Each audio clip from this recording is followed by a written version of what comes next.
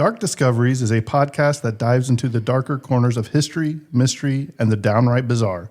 We discuss real events that may include graphic details, adult themes, and strong language. Not suitable for all audiences. Listener discretion is strongly advised. We're here to inform, entertain, and maybe make you laugh nervous in public, but never to glorify the criminals or make light of their victims. Our research is thorough, but hey, we're not perfect. We don't claim to be historians, so if we get something slightly off, blame Jimbo. All opinions are our own, and sometimes even those are questionable.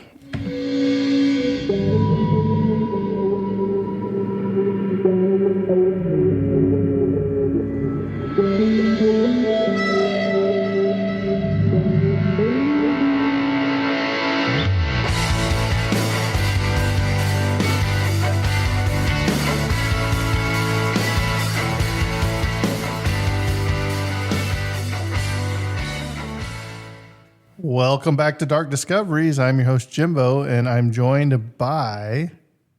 Building the Evil Architect. I don't know who that is. That's my alter ego. Oh! Building. So when I go to McDonald's and get a drive-through order, it comes up as Bill, because that was what made my name for, like on YouTube for something to be funny. So it comes up as that because I never changed it. So, so it comes up as Building. Wow. And I'll be Bulldong. Oh. I'm Building, Architect, Building.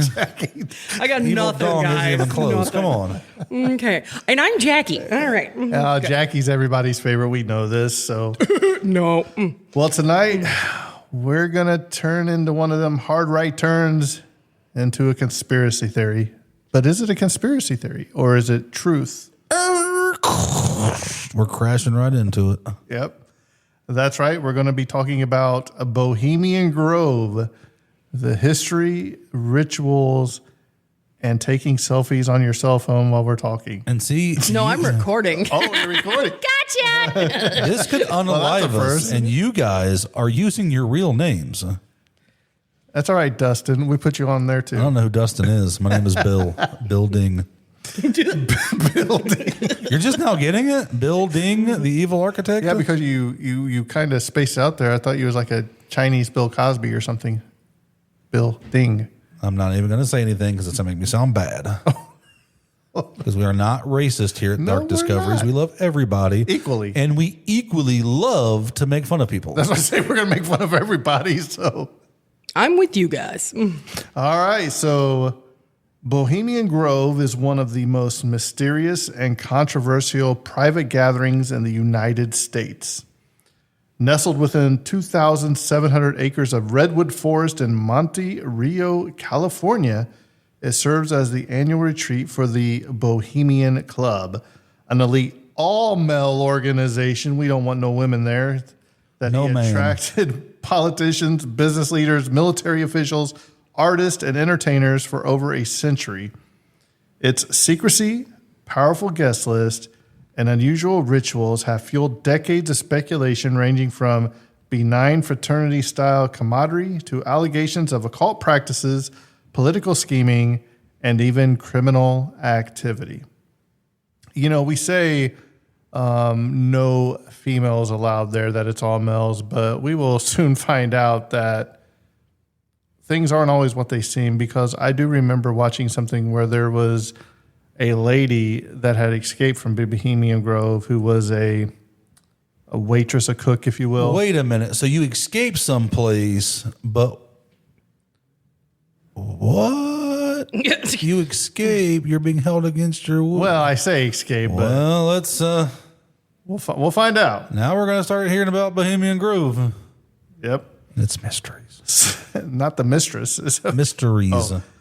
Well, this club maintains that it exists purely for recreation and artistic expression.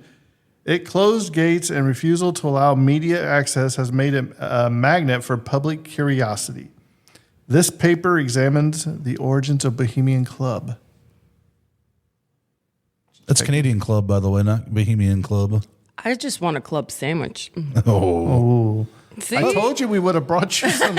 No, it's okay. I got my violet. Club sandwiches have been a new staple for dinner at our house. Dustin was just talking about a club sandwich, about the You can't special go bread he wrong. gets at Aldi's. Aldi's has great sourdough bread. Yes, I know what you're talking about. And it's so thick. I wish it was like normal, like shape, so you could make more sandwiches Yes. that were uniform. But it's the right like toughness and pull and chewiness. It makes fantastic. I know exactly what you're talking about. Fantastic clubs.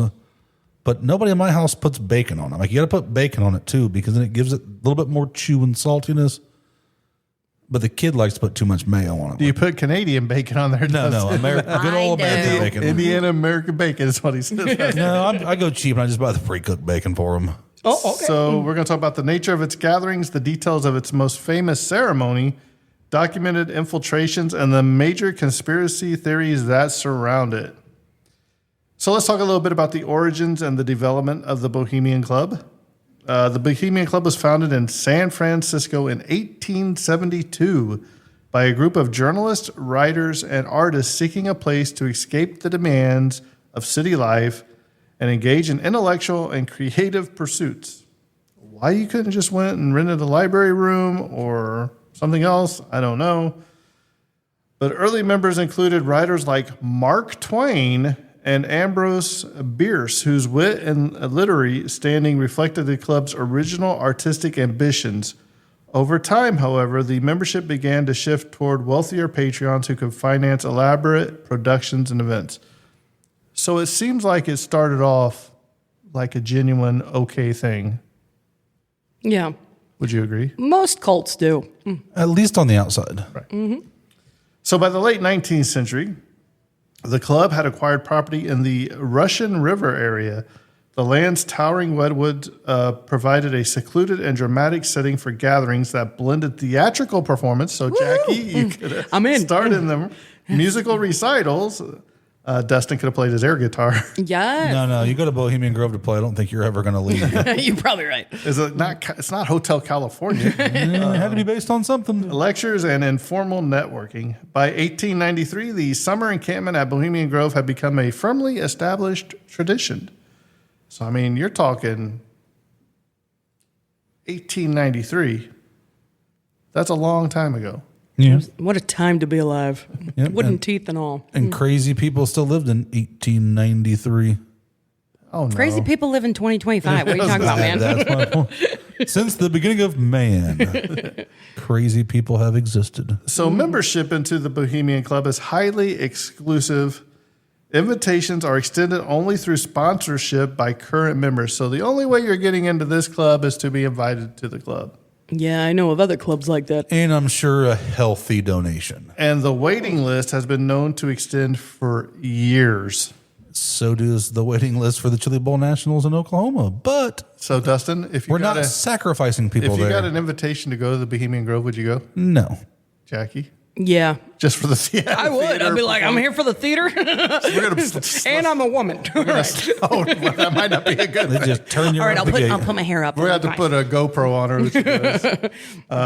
Dues, a beard, and I'm in. Dues and initiation fees are significant, Go figure. and the demographic skews heavily toward older white men from the highest echelons of politics, finance, industry, and entertainment. Well, you don't say.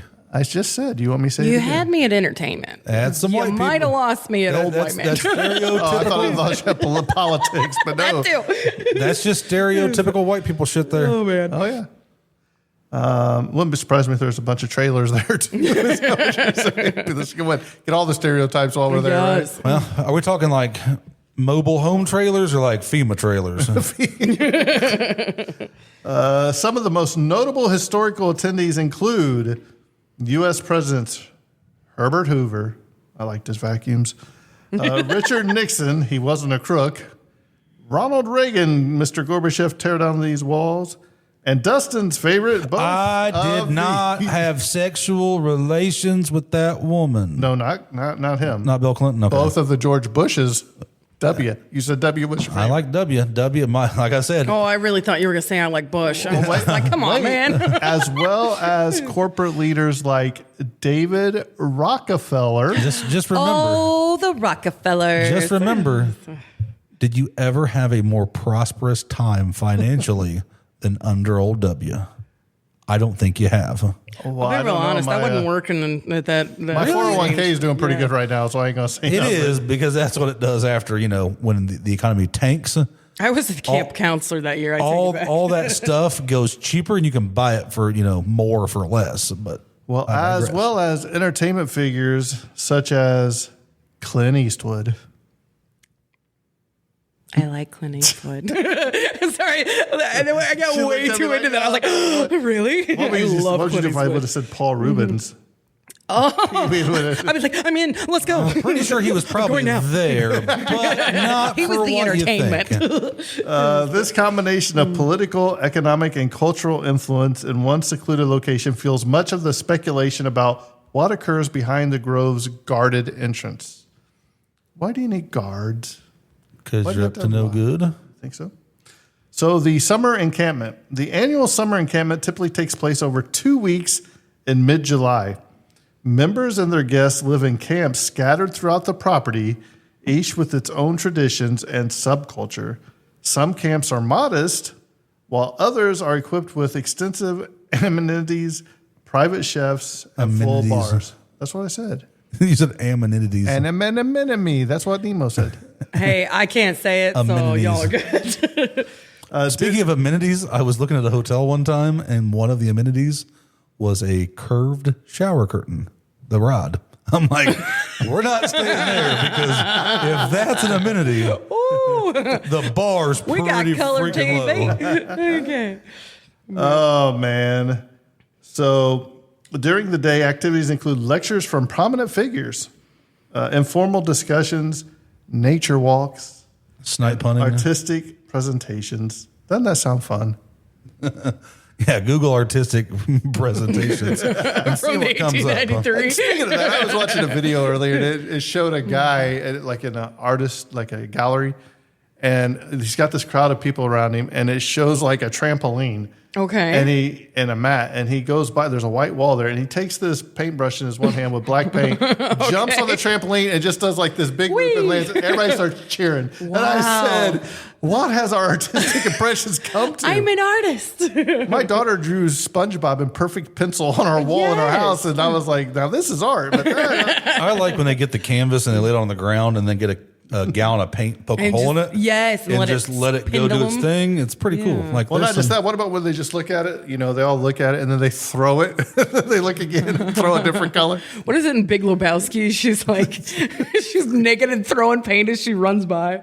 Yeah. So evenings feature elaborate plays and musical performances, many written and produced by members themselves. So we're talking about Oh no. Because you can't Yeah. let anybody in. I was gonna say it's then you're getting a whole different kind of play, not a fun play. You're getting a diplomatic play.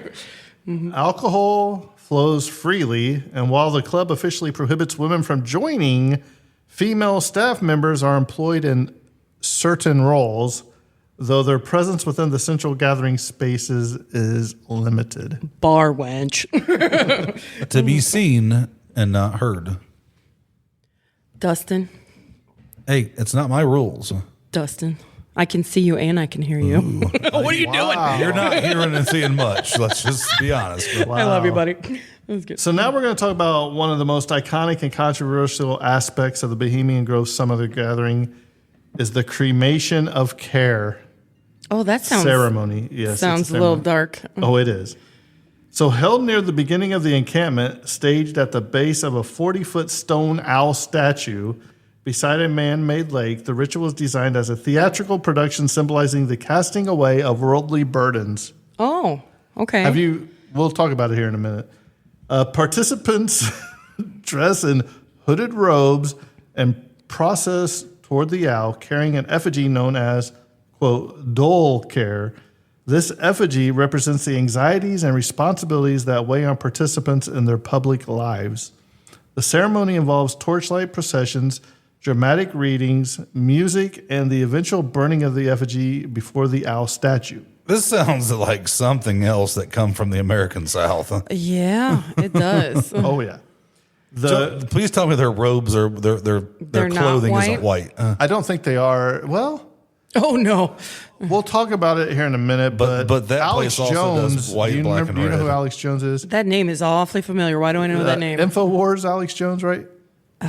You know what I'm talking about? No, I don't. Dustin, you know who Alex Jones is, right? Nope. Okay, well, we'll get there. Well, he infiltrated Let me with the Google it. camera. Well, we'll get there. I got it in my notes. I do know. So- Okay, yeah, no, I do But the remember club this. describes the ritual Okay. as symbolic performance art rooted in the traditions of mid-19th century fraternal societies. However, conspiracy theorists interpret the combination of fire, robes, chanting, and the owl statue as evidence of occult worship. Some link the owl to the ancient deity Moloch, associated in biblical texts with child sacrifice, though historians point out that the Bohemian owl more plausibly symbolizes wisdom and was adopted from the club's emblem. So they're wise and they enjoy sacrifice. Okay. Right? So here is some allegations and some conspiracy theories talking about this. So the club insists that the cremation of care is purely symbolic. Numerous conspiracy theories have emerged regarding activities at the Bohemian Grove. So, number one, human sacrifice and occult worship. Some allege that the effigy burned down the cremation of care is not a symbolic figure, but a real human, often a child, offered to Moloch. No verifiable evidence supports this claim, but the imagery has been interpreted by some as ritualistic and sinister. Let's not face it. What do we talk about a lot on this podcast almost every episode? Missing children. Yes. Could it be? Unfortunately, I think it's much more prone than we They're want to not admit. sacrificing water babies. We know that. So, sexual misconduct and trafficking.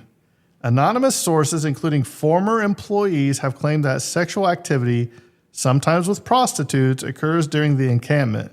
More extreme versions of the theory allege the presence of underage individuals or trafficking victims. That's scary. These accusations remain unproven and uncorroborated by law enforcement. So once again, they can't prove anything. And these are all just allegations. It's allegations, but if I have dirt on you and you have dirt on me, We're a happy We're in family.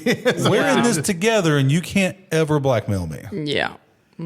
And then there's number 3, political collusion.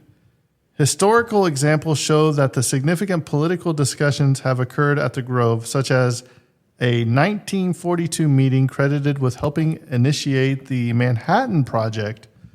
While the club's motto, quote, "Weaving spiders come not here," end quote, supposedly prohibits business talk, critics argue that the gathering offers a perfect environment for behind-the-scenes political networking. It just sounds like a bunch of rich folks getting together to do shady shit. Yep. And what do you call when a bunch of us poor folk get together? A podcast. A good time. A podcast recording. So if you Tuesday night. it's like 50 Shades of Grey. You do it with somebody rich and It's classy. it's classy. You do it in a trailer and you're getting arrested. Yeah. You're not wrong. So here are some documented infiltrations of the camp, of the Bohemian In full Grove. disclosure, I've never watched any of that smut. So. Me neither, No, but but he I read do the- listen to the book. But he read the book. Nope. I seen that on a meme one time. So several journalists and activists have attempted to gain access to Bohemian Grove. Among the most prominent are Philip Weiss in 1989. He was writing for Spy magazine. Weiss infiltrated the encampment for several days. He reported an atmosphere of heavy drinking, theatrical performances, and fraternity-style camaraderie. While he did not witness anything criminal or occult beyond the cremation of care, he emphasized the extraordinary concentration of political and economic power all in one place. That's a lot of power there. That's a lot. And it sounds like a lot of powerful people, a lot of influence, a lot of, Money. well, a lot of secretive. Yep. It reminds me a lot of Backdoor deals. Fez. 7. Who are they? The The Masons? Shriners? Yes, thank you. The Masons and the Shriners. Yeah. Wow. I had a brain fart there, but Wow. yeah. And then probably the most famous one was Alec Jones in the year 2000. The controversial radio host entered the Grove with a hidden camera and filmed the cremation of care ceremony. His footage showed rope figures, torchlight, chanting, and the burning of the effigy. Jones interpreted this as an evidence of satanic ritual, though others saw it as a dramatized performance consistent with fraternal lodge traditions. These infiltrations provided rare glimpses into the grove, but interpretations of what was seen vary dramatically between observers.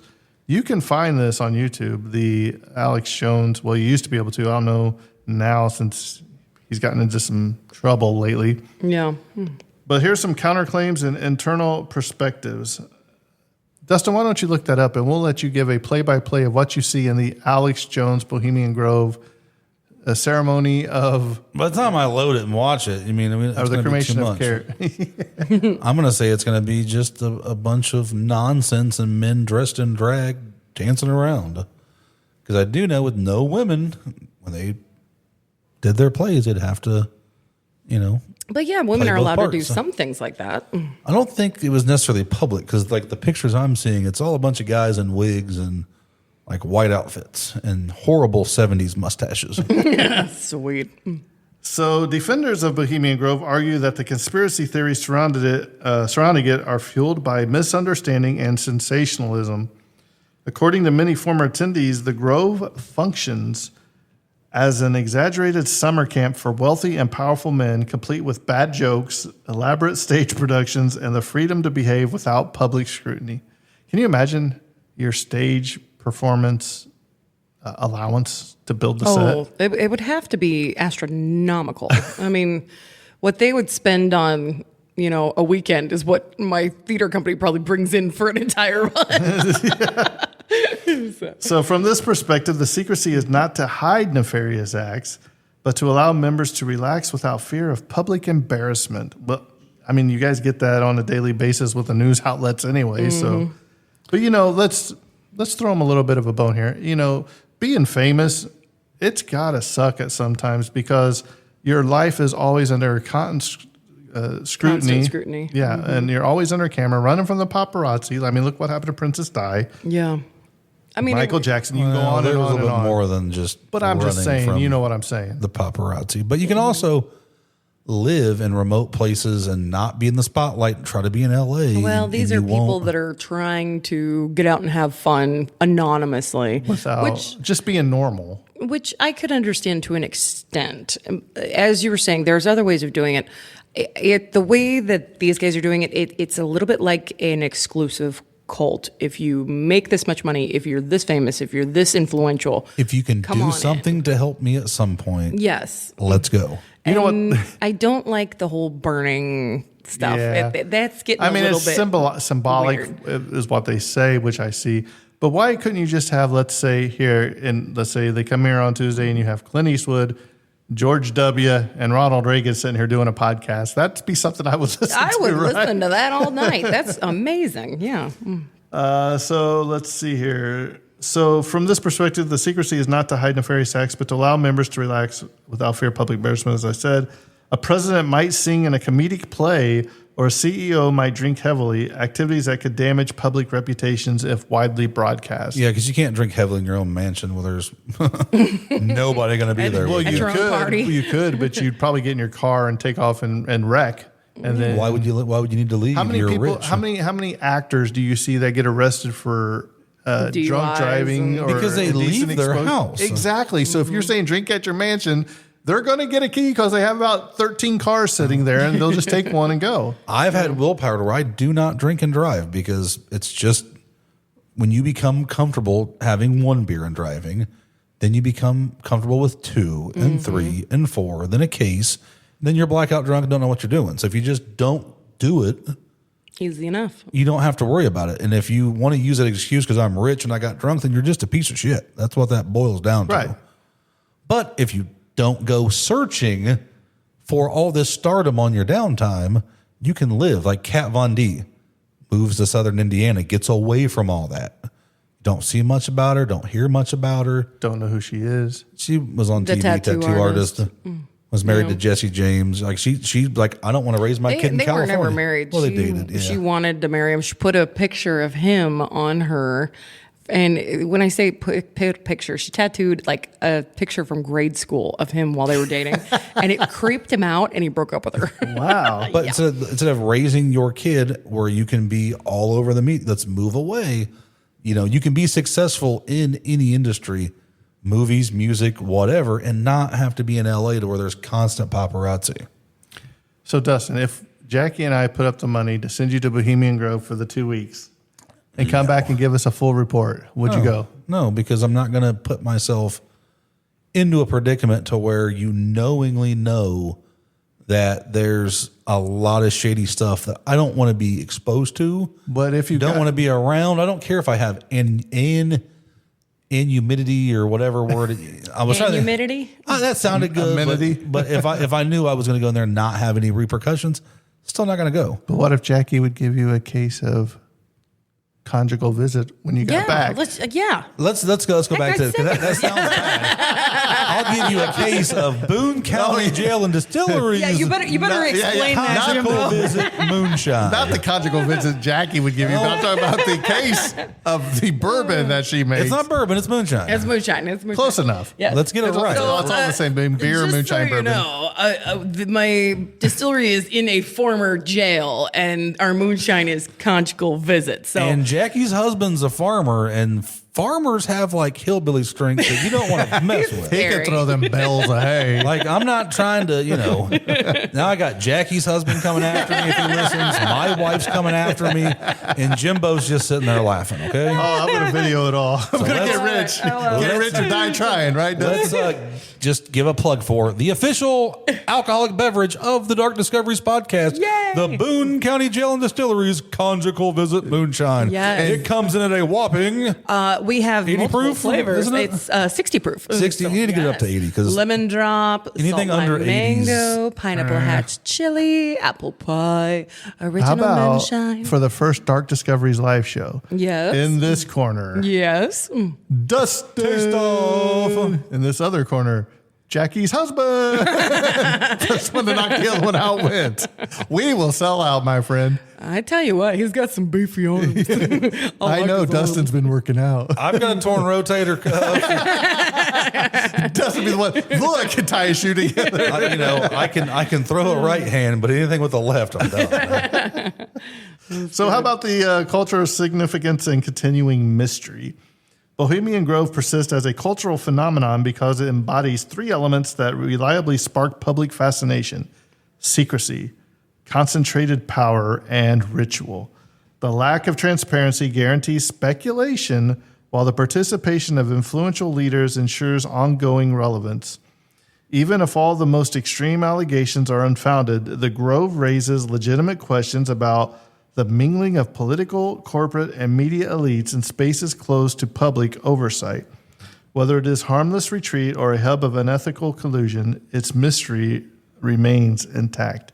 You ever wonder what kind of laws they've set down and proposed there? And Oh, you know it. Let's do this, let's do that, and then brought it back. And we're going Let's to make vote on that. laws against the very thing that we're doing. Yeah. Well, I mean, you think about that. If that information got out that these people were doing these things, and it would damage multiple reputations. Oh, sure. And I'm not going to, I know this is kind of a politic-free thing, but I'm going to kind of just throw in this Epstein list into this. Yeah. Everybody wants to see, we're going to do this. But here's the thing. Just remember, when they've got you worked up over one thing, they're doing something else behind it to take your attention away.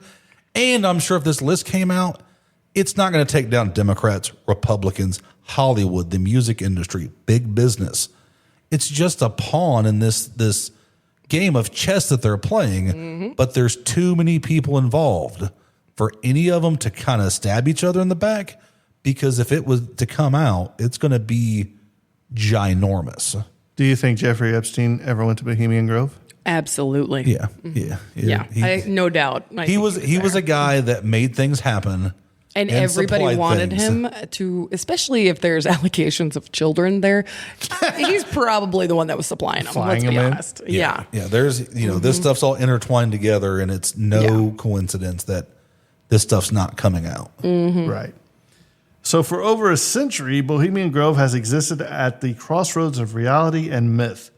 The documented facts, a secret of all male retreat of the global elite, complete with theatrical rituals and high-level socializing, are intriguing enough on their own. Layered on top are rumors of occult worship, political manipulation, and criminal activity, creating a potent narrative that blends a verifiability with our history with speculative fiction.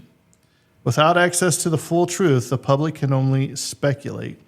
And perhaps that is the ultimate power of Bohemian Grove, to remain an enigma, keeping its secrets beneath the towering redwoods year after year. Interesting. So, Dustin, what do you think is really going on at Bohemian Grove? You think it's just all fun and games? I feel like it's on the darker and sinister side, and I don't really want to go in too deep. That's the listener's job, is now that we've talked about it, we've got them interested. It's time for them to do a deep dive and make up their own conclusion.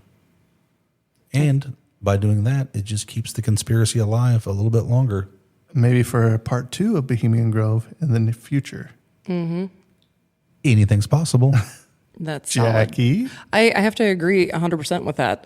It's one of those things that, do I believe that they're doing things symbolically? Yes. Do I believe that they've also taken advantage of that? Yes. There's a lot of occult. Yeah, it's extremely suspicious, strange, and it's one of those that, yes, you can go ahead and do things and with other people and for other people, but that much secrecy, you're hiding some stuff. So yeah. So Dustin, if you won the Powerball and somebody extended the olive branch to you, I don't know why you think I want to go there. If I'm going to hit the Powerball, I've got a lot of other things I'm going to do. You're not going to see from old Dustin anymore. because you're going to be at Bohemian Grove. So I'm going to go to my job and I'm going to request a transfer. Let's say to like Georgia, a place I'm dying to move to at some point in my life. I never show up to work at that location in Georgia. My job up here is like, oh, he's gone. He did what he has to do. The store down there, or the place down there, doesn't know much about me. Oh, he didn't show up, so let's just move on. And when that happens, I can go live freely, and when all this money I have, nobody's going to bother me asking for it because they don't know where I'm at.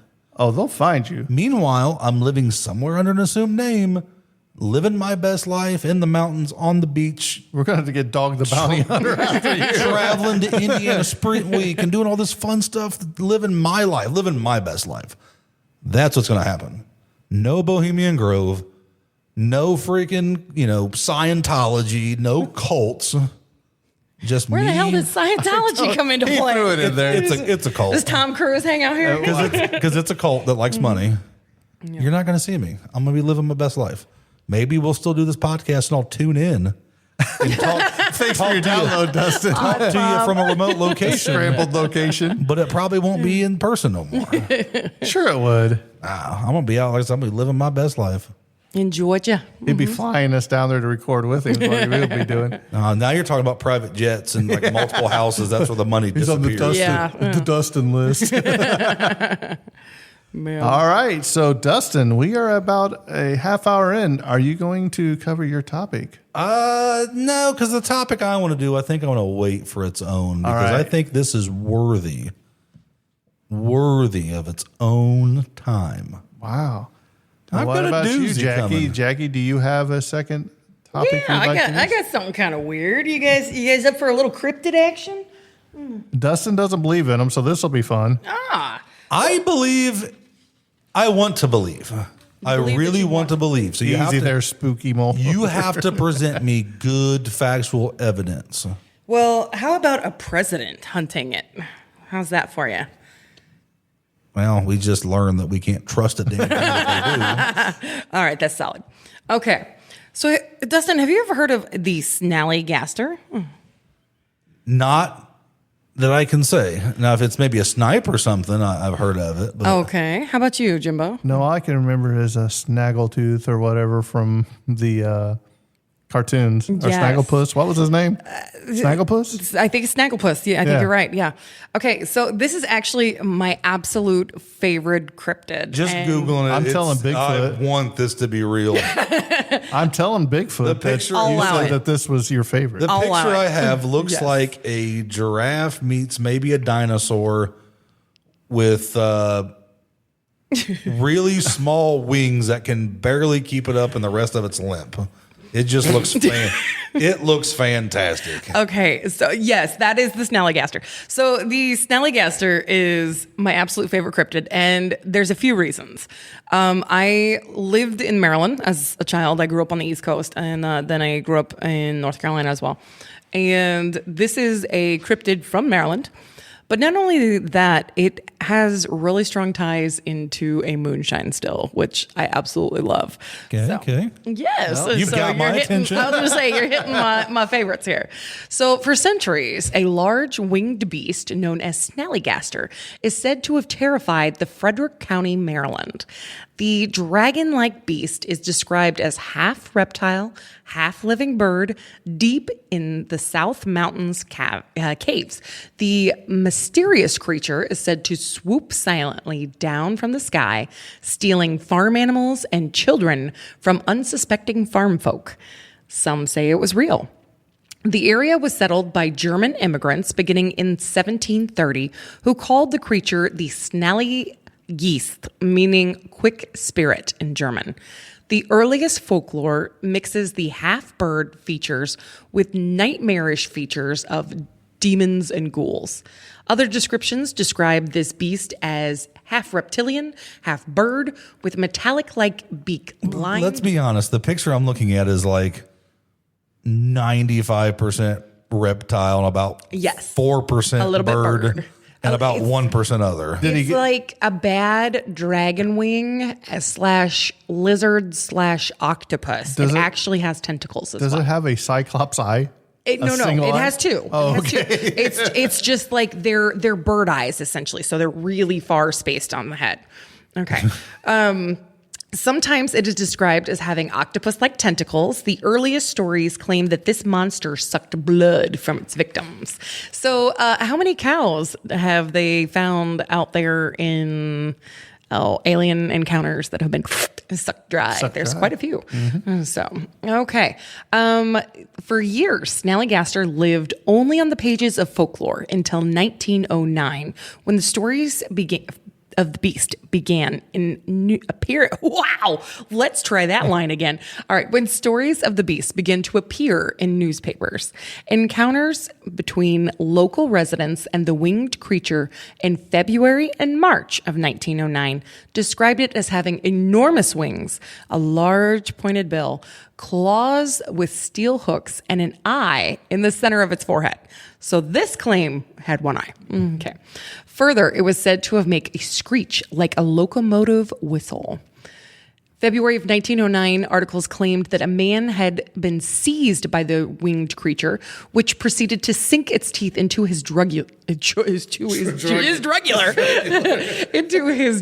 and drain the body of blood before dropping it along the hillside. The story was carried prominently into Middletown, Maryland, by the Valley Register and soon spread far and wide, so much so that the Smithsonian Institute offered a reward for the U.S. President Theodore Roosevelt reportedly considered postponing for an international trip to hunt this beast personally. In the early issues, the flying beast seemed to be everywhere at once.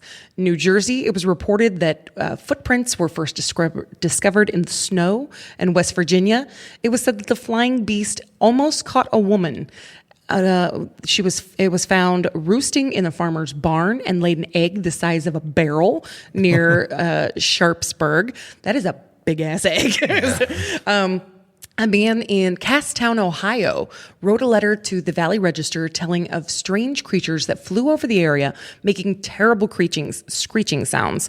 He described it as having 2 enormous wings, a large horny head, and a tail 20 feet long. It was first sighted in Maryland by a man who operated a brick-burning kiln near Cumberland. Spied near the kiln sleeping, it emitted a blood-curdling scream when it awoke and angrily flew away. It was also sighted near Hagerstown, south of Middleton, at Lover's Leap, and has been seen flying over the mountains between Gaplin and Burkittsville, where it was reported to have laid yet another very large egg. The last sighting in Frederick County occurred in March of 1909, where 3 men fought the creature outside of a railroad station for nearly an hour and a half before chasing it into the woods of Carroll County. Afterwards, there were no more sightings of the mysterious creature for 23 years, at which time it once again appeared in Frederick County, Maryland. The first report said that the quote-unquote bird was just seen south mountain in Washington County. At this time, it was surmised that the life expectancy of a snallygaster was estimated to be about 20 years. So the new sightings were most likely the offspring from the 1909 creature. At this time, the Middletown Valley Register requested that local residents who spied the creature should provide an accurate and detailed description as possible for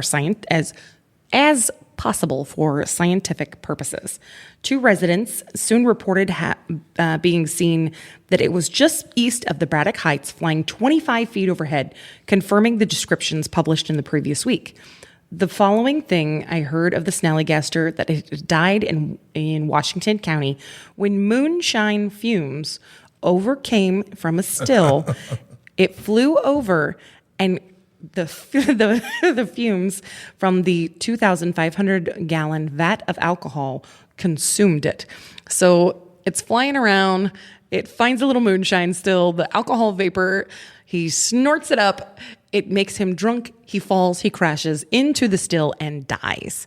So that was the last reported seeing. Sounds like something the dodo bird would have did, you know. Right? Yeah. It went extinct temporarily because of moonshine stills. Well, what is so interesting is when you research this particular story of this moonshine still, it was out in the woods doing its thing. It actually, they had to dismember, so they cut up a bunch of him and then they got it out of there because they didn't want the still to be discovered. And what was kind of funny is then they had to tell the story of how it died, but then they still had to hide the still. So it became this big like cover-up thing back and forth. So they never really saw it all together, but there were bits of it. My personal opinion, I feel that Snallygaster might have been a strange dinosaur or some point that survived. So, Well, it's very interesting because you said there was sighting in West Virginia. yes. We know what came from West Virginia. Mothman. You said New Jersey. We know what came from New Jersey. The New Jersey Devil. Could they all be one and the same? Oh, I totally think so. I mean, they all are winged. They all have strange features. There's a lot of correlation, I think, between cryptids. And a lot of times our brains see things that automatically terrify us when we see things that we don't understand or know. So we may be highlighting certain features. And like you say, they very well could be all connected. I'm going to say it was an ostrich and they just got confused. I don't think ostriches can fly. No, but it kind of is ostrich-esque in that picture, right? No, it's more dragon and bird. Ostrich. It's more like strange. Dino from the Flintstones. I think an emu would actually be closer. Maybe an emu. Yeah, it could be a crossbreed between the two. Could be, but it's definitely fascinating. If you're into weird cryptids, check it out. There, I know Marilyn absolutely loves it. There's a Snallygaster beer you can get over there. He is my personal favorite, just because I am a distiller, so I think that's fantastic. And lived in Maryland, so he's near and dear to my heart. It's good. It's just a ploy to sell moon. Like, hey man, like you won't believe this shit. We were making this batch, and this Snallygaster died in it. So Hey, you know what? It's like- President Roosevelt was gonna get it. It's like we said. We tried to make moonshine, but then they got high. That's probably what happened. no, then the Snallygaster died. Okay. But I like old Teddy. He was an adventure. Yeah, he was. Like he was. Teddy was something else. He was probably the coolest president, like on the cool factor that we had. Like not only, he started the national park system, Yes. but he was an avid, hunter and, looking for these things. And He brought us out of the Great Depression. He was would literally bold and hire brash ditch and- diggers and then hire people to come behind and fill them in Yeah, it's because just- it kept America Yeah, but busy. didn't Eisenhower give us the interstate system? He did. That came later, but that's another like coming out of war. Route 66, I think, is the only good thing that came out of that. Let's put people to work. It's like my brother worked for the highway department back home, and I'm like, dude, it's raining, and like it's about to rain. I'm watching in my hometown them fill like potholes. He's like, it's keeping them working. You know, the thing is people want to gripe about this. Why are they doing this in the rain? You ordered it. It's stuck. It's hot mix. You have to use it. It's a temporary fix anyways until they come back and pave it. Let the people work and draw a paycheck, because if it rains and they go home, they're not getting paid. Yep. So sometimes it seems stupid, but you dig that ditch, you fill it back up, and you give a guy a paycheck so they can survive and feed their family. And then they come back in 2 weeks and get another paycheck because it didn't stick, right? Well, you got to go back and fix it again. I mean, it's job security. You know, it's just the key to all that. That's why we're not going to sell this bourbon, because it's a bad batch. So I got to make some more. No, I think they would probably just strip it out, wouldn't you? If you made a bad batch of bourbon, you probably just do a I will say stripping run. this: if it's a bad mash, it will be a bad bourbon. You cannot strip the flavor out because something went wrong. And do you still have to pay taxes on that and all that? Well, if it's never officially alcohol, then that's one thing. But once you're ready to bottle it or sell it, yes, absolutely. There's been a few things we've had to dump just because the mash died too early, things like that. So yeah. And then if you could strip it, make it a moonshine, or if it's already past that point. Yeah, it's past that point, especially when you're trying to do moonshine. Moonshine's typically all grain. If you're looking at a bourbon, you're looking at barley and wheat and rye, things like that. So. But you can also turn it into probably hand sanitizer. Oh my God, we have hand sanitizer out the butt. If anybody needs some, please come to Boomco Jail Distillery. Yes, buy it. So. And you might have some crackers from like 1948 in a tin. 1963. I have hundreds of them. Do we still have the water? Yes. I don't have water in them, but yes. Oh man, somebody could maybe crack one of those open soon. Oh no. So what you would so we have the jail itself was actually going to be a fallout shelter during the Cold War, and the attic of the jail is clear full of survival tin crackers and these water canisters that would actually be used not only to hold water for the inmates, but could be used later as a latrine. So the directions for that are all printed on the actual stuff. So it's really an amazing historical business. Yes. So it's awesome. The owners of this building did so much to preserve it, and the attic is still clear full of that stuff, which is really cool. And you can eat it, not die. Well, Kyle did eat one of the crackers. Some. Yeah, and our owner did eat some too. He didn't die. Yeah, No, they said they were just really dry. No, but he quit the podcast. Sorry, Jimbo. Which Kyle? That's good. All right, I do believe Jackie has our missing child for this episode. I do. And tonight, this is kind of a really unique situation. I don't have a physical picture, as there is not a physical picture. So let me get into this story just a little bit. The date this person was found was August 14th of 2007. He was found in Detroit, Michigan. The estimated age is 16 to 25. A unidentified male was found August 14th, 2007, Detroit, Michigan. His body was found floating in the Detroit River near 30 East Jefferson Street. The male has been deceased for several weeks to several months prior to being found. A forensic anthropologist stated that he was a Black American with possible white admix. He is 16 to 25 years old, stood approximately 5'01" tall, and weighed 150 pounds. His hair and eye color could not be determined. He was found wearing 2 pairs of sweatpants. One was yellow and the second was green. The yellow were a Steve and Barry brand, size medium. The green sweatpants were a Joe Boxer brand, size small. He was also found wearing a white undershirt underneath a red and blue knit sweater that was a Robert Bruce brand. He was found wearing socks and blue canvas deck shoes, size 10. The image above is an enhanced image of the shoe that the male was found wearing. So the only thing that they could actually describe him by was his clothing and a few things on his body type. He is considered still a missing person, and any information regarding this missing person can be called you can call 1-911 or the 1-800 The Lost, the Michigan State Police at 517-242-5252. 241-8000. And we will go ahead and link this particular case to our website, as it is a very unique one. But anyone in the Detroit or Michigan area that is missing loved ones from 2007, please, please, please look into this case. You know, it always amazes me when we find a body, especially of a missing child or a deceased child, that nobody's like, oh, well, I was missing somebody about that age, about that time. And it just, you never understand why there's still a John Doe out there. Yes, exactly. Because this is someone's child. Right. Yeah. So, but then again, we talk about all the time about human trafficking and all that. So he may not even been from the Detroit area. You'll never know. Absolutely, yeah. So, It's hard to say.